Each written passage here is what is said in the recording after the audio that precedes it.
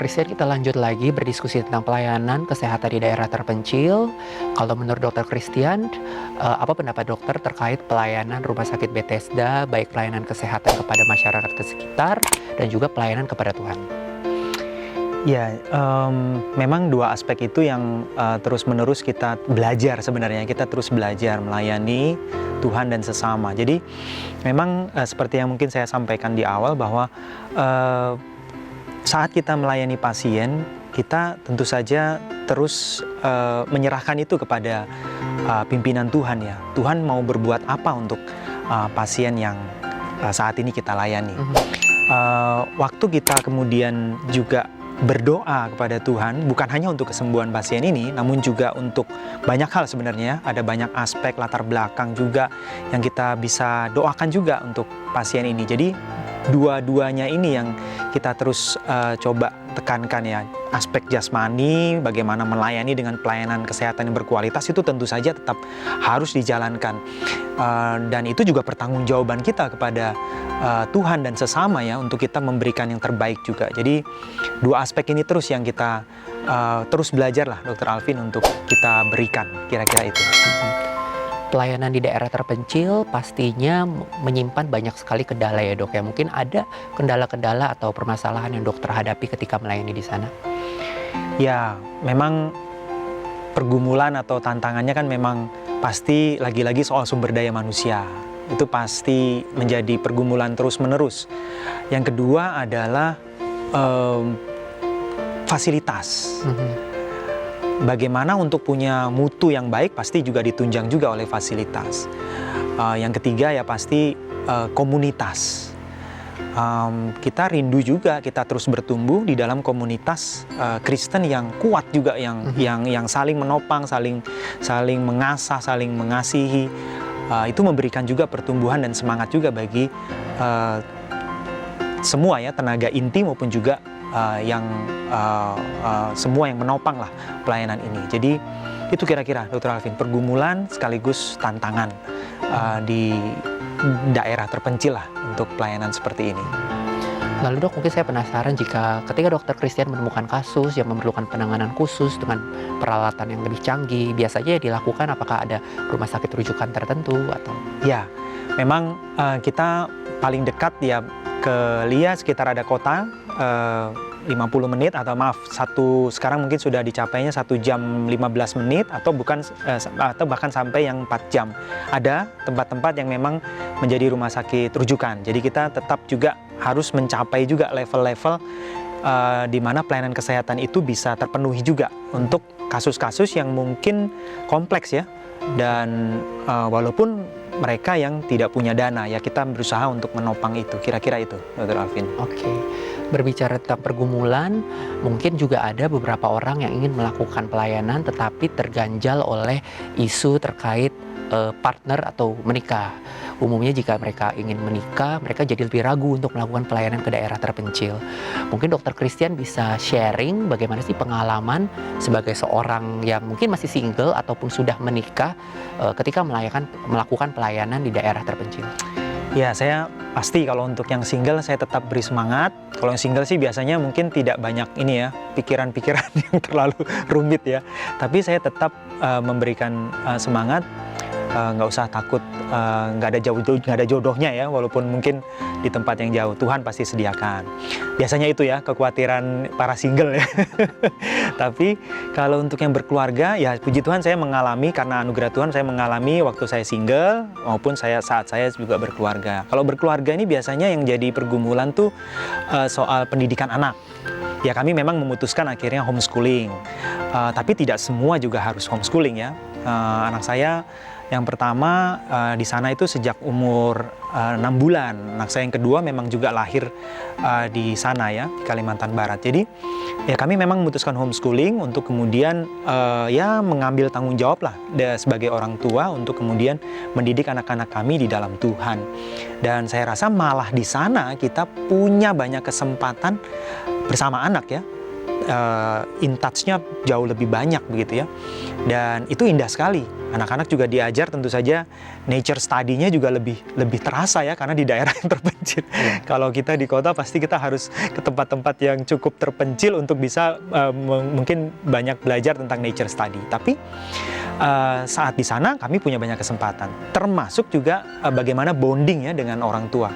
Cukup banyak juga mereka melihat kondisi yang mungkin tidak bisa kita dapatkan di kota, karena melihat akan komunitas-komunitas yang terpencil bersama juga dengan desa-desa terpencil. Saya pernah ajak anak-anak saya juga ke tempat yang lebih jauh lagi, lebih dalam lagi. Mereka malah senang, sayanya yang teler tapi mereka yang senang. Dan itu membuat mereka punya banyak pengalaman dan keindahan ya bersama dengan Tuhan, bahwa ada banyak orang yang tidak seberuntung mereka, tapi kemudian mereka bisa memberikan diri mereka juga, walaupun masih anak-anak ya, untuk ya berbaur, memberikan juga semangat kepada mereka. Sekaligus mereka sendiri juga mendapatkan semangat yang sama yang juga dimiliki oleh saudara-saudara kita ya, yang tidak seberuntung kita. Mereka dengan semangat juga sekolah ke tempat-tempat yang jauh juga dengan berjalan kaki dan sebagainya. Jadi itu saya rasa semua ramuan itu menjadi sebuah keindahan untuk kita bisa mengecap ya akan kebaikan Tuhan di dalam pelayanan yang seperti ini. Tentang waktu, ya Tuhan bisa pakai kita dengan waktu yang pendek, tapi juga bisa dengan waktu yang panjang. Kita tidak pernah tahu, tapi dalam anugerah Tuhan saat kita menjalaninya, maka saya yakinlah Tuhan pasti akan memberikan berkat demi berkat ya, yang mungkin kita tidak pernah pikirkan sebelumnya. Dan itulah mungkin keindahan, baik sebagai dipanggil sebagai single maupun juga nanti dipanggil sebagai yang sudah berkeluarga, kira-kira itu. Iya, jadi Dokter Christian adalah sebuah contoh nyata di mana kita tetap bisa melayani terlepas dari status kita, baik single maupun menikah, karena Dokter Christian baik single maupun menikah tetap melayani di rumah sakit Bethesda tersebut ya. Dan lihat bahwa Dokter Christian tetap dijaga dan semua kebutuhannya tetap dilengkapi oleh Tuhan. Mungkin satu pertanyaan terakhir, Dok. Bagaimana menurut dokter gereja bisa memperlengkapi atau membantu rumah sakit misi dalam melayani masyarakat, karena letak rumah sakit ini kan juga di daerah terpencil. Apa sih sebenarnya peran gereja yang bisa dilakukan untuk membantu rumah sakit ini? Pertama saya memuji Tuhan karena waktu saya datang di sekitar awal tahun 2000 dan kemudian sampai sekarang saya melihat pertumbuhan gereja yang membantu pelayanan-pelayanan misi seperti ini itu sudah semakin baik menurut saya ya. Jadi gereja bisa banyak sekali berperan, mulai dengan misalnya mengutus hamba-hamba Tuhan untuk bisa melayani di dalam pelayanan kerohanian misalnya. Tapi tidak sampai situ saja, bahkan gereja-gereja yang punya banyak jemaat pasti yang juga punya karunia-karunia. Misalnya rumah sakit misi itu tidak melulu hanya misalnya tenaga medisnya atau paramedisnya, tapi juga tenaga IT, apoteker misalnya, atau juga misalnya infrastruktur itu pun bisa dibantu ya. Ada misalnya rumah sakit misi perlu juga misalnya elektromedis ya, teknisi-teknisi telepon misalnya, itu banyak bisa mengerjakan juga, menopang juga pelayanan seperti ini. Akuntan atau tenaga-tenaga hukum bahkan ya, hukum kesehatan misalnya, itu juga bisa menolong juga pelayanan misi ini. Saya ingin menyaksikan bahwa di awal dari rumah sakit ini berjalan, bahkan seorang tukang las atau tadi ya tenaga teknisi oksigen misalnya, penyediaan oksigen, atau bahkan tukang kayu, itu mereka datang dari luar negeri untuk membantu pelayanan ini, karena listrik, air, sarana air bersih dan semuanya itu harus disediakan secara mandiri oleh rumah sakit. Tidak ada dukungan dari pemerintah. Ya wajar itu di tahun-tahun 70-an mereka sendiri yang harus kemudian membuild up ya semua itu supaya bisa setting up the hospital kan. Jadi dan itu saya rasa masih terus bisa bergerak pelayanan seperti ini oleh karena juga topangan dan dedikasi juga ya dari pelayanan anak-anak Tuhan di gereja-gereja Tuhan, baik yang di kota besar maupun juga yang di kota kecil atau di desa-desa bahkan. Karena yang mendukung pelayanan ini pada awalnya juga bukan gereja-gereja besar, gereja-gereja juga yang kecil, mungkin jemaatnya juga tidak banyak, tapi dengan semangat, dengan setia mereka mendukung pelayanan seperti ini. Bukan hanya dana, tapi juga tenaga, bahkan fasilitas ya. saya rasa cukup bervariasi. Mungkin di banyak kesempatan kita bisa explore lebih banyak lagi apa yang bisa kita kerjakan sebagai anak-anak Tuhan. Saya rasa itu, Dr. Alvin. Jadi memang peran gereja, baik gereja lokal maupun gereja yang letaknya jauh dari rumah sakit, tetap bisa saling membantu Amin. untuk mewujudkan pelayanan kesehatan di daerah terpencil. Mungkin kurang lebih itu ya, Dok, ya. Betul sekali. Jadi walaupun gereja jauh, kita tetap bisa bersatu nih. Walaupun gereja di Jakarta, kita tetap bisa membantu pelayanan-pelayanan kesehatan di daerah terpencil, misalkan di Rumah Sakit BTS Seruka.